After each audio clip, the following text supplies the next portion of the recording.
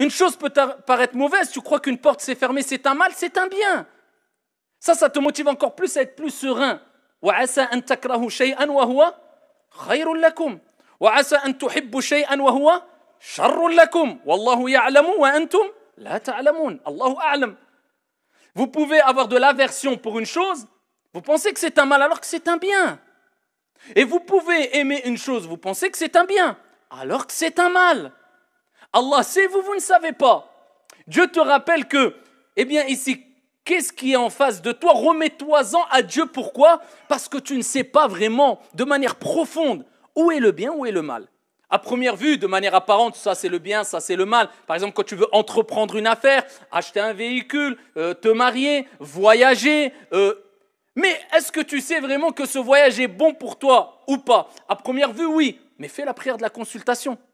Remets-toi-en à Dieu, celui qui connaît Al-Ghaib, celui qui connaît l'invisible, qui connaît le futur, qui connaît ce que tu ne connais pas et qui sait ce que tu ne sais pas.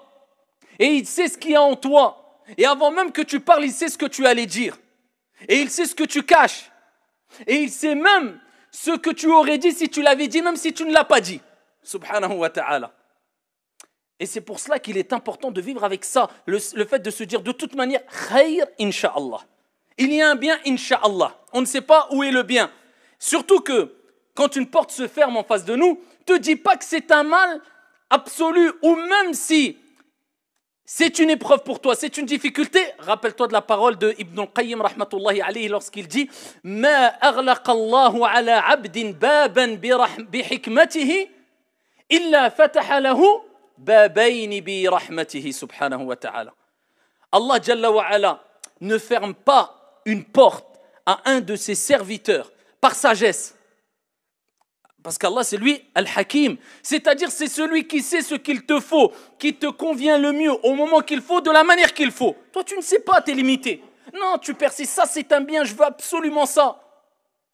Non, peut-être qu'Allah Jalla wa ala sait qu'il y a un mal pour toi et que tu mérites qu'il t'évite ce mal-là.